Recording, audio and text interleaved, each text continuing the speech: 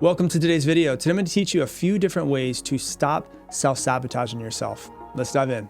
The success or the failure of a business is coming down like 98% of times to the mindset of the business owner. And so I always say to people, I always ask the question, do you think that if there was a switch just like right on the side of your head in the temple and you could do on and off, and if you clicked it off, it would turn off all of the fear, all of the stories, all of the amygdala, the thing that's bringing the fears into your life, all of your limiting beliefs. And you could flip this little switch and turn all of those things off.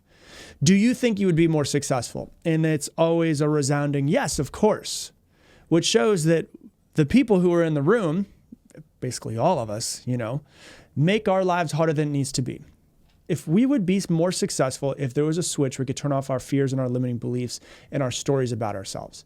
And so today I'm going to talk about those stories, those beliefs, the self-sabotage that we have.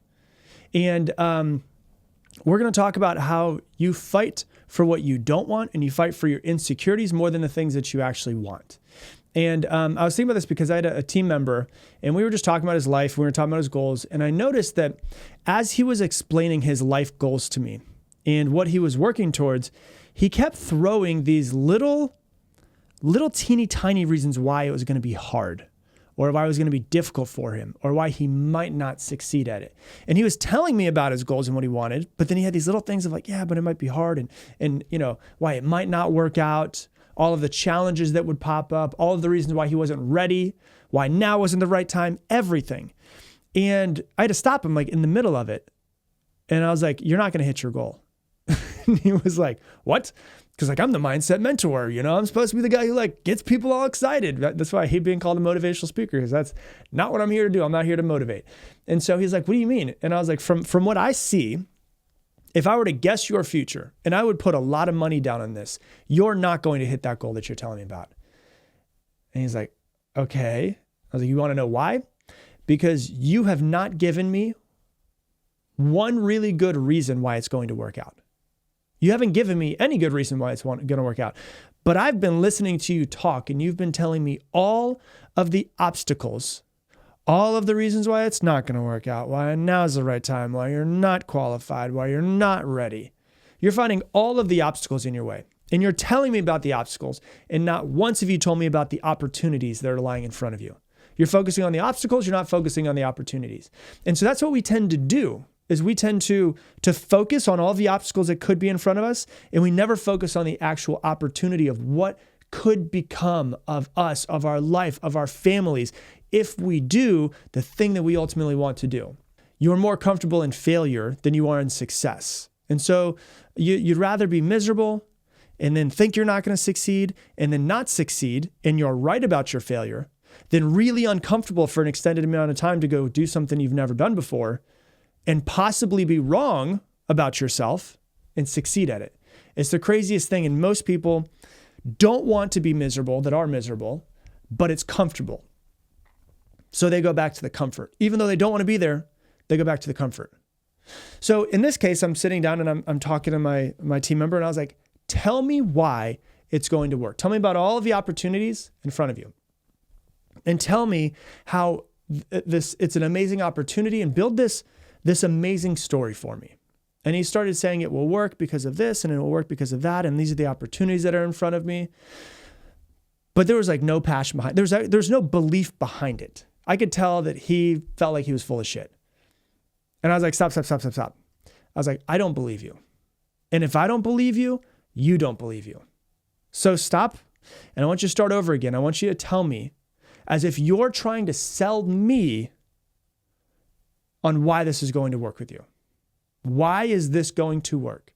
Make me believe it. Tell me the opportunities. Tell me as if I am an investor and I'm trying to invest into your future. Why is this going to work with you? Sell me on this opportunity. It's going to work because of this, and it's going to work because of that. It's a great opportunity because of this, because of that. And you have to understand, everything as he started to actually talk about it and start to talk about it, he started believing in it more and I started believing in it more. And as he started believing in it more, his tonality changed and his body language changed. Everything about him changed because he actually started speaking it into existence, started believing it. And as he started believing it, he started getting more excited. Then his body language changed. He started to sit up a little bit more. His hands started moving more. And I was like, does that feel different for you?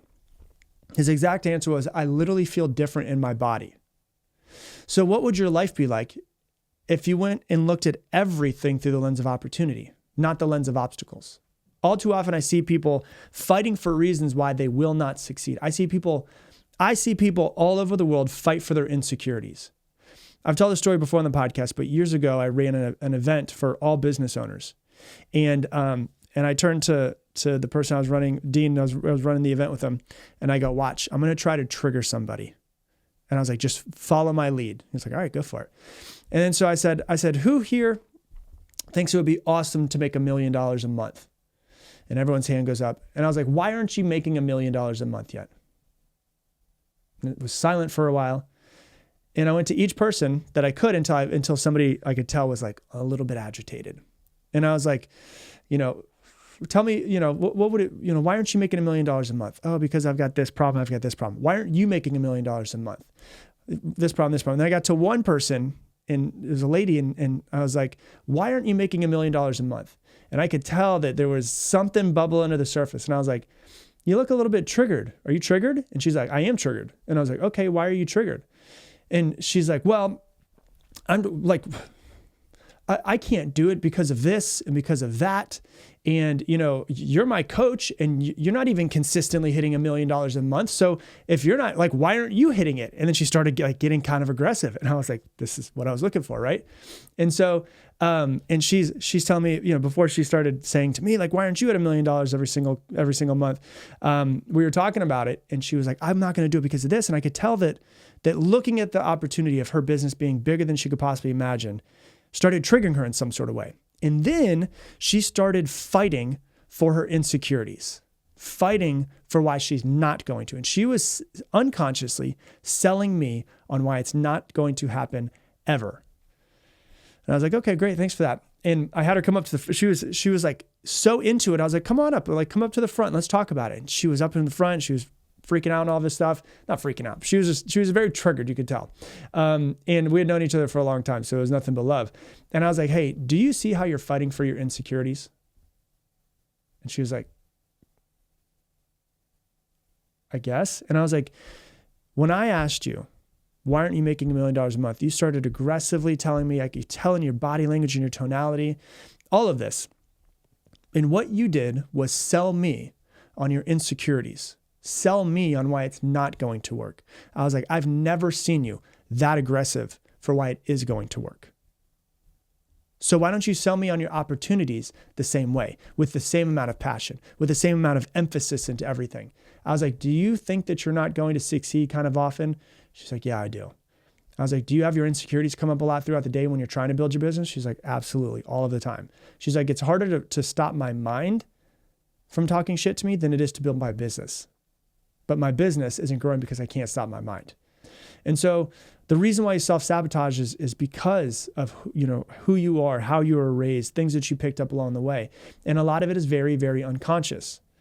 But your job as an adult listening to this podcast is to become very conscious of your belief system and the belief system that you want to change. And as they start to pop up, actually start to change them. And that is ultimately what's going to help you change your mindset, which will help you change your life.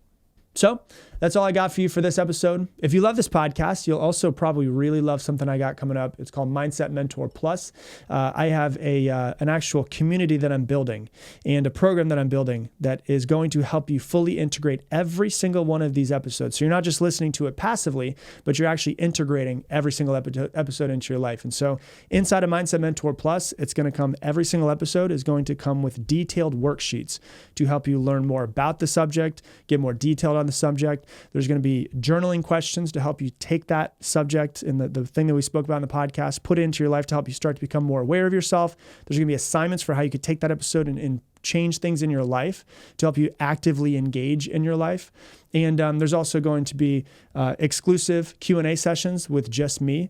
There's going to be access to an entire community of Mindset Mentor listeners so you can connect with other weird people like you and I who are interested in improving their lives and trying to get better. And For most of you, it's going to be less than you spend on coffee every single month. And the people who are the founding members will actually get a discount. So if you want to sign up for the waitlist to be the first to learn about it, go to mindsetwaitlist.com to learn more about it. And we will email you before we announce it on the podcast so that you can get access to the discount. So once again, it's mindsetwaitlist.com. And with that, I'm going to leave you the same way I leave you every single episode. Make it your mission to make somebody else's day better. I appreciate you, and I hope that you have an amazing day.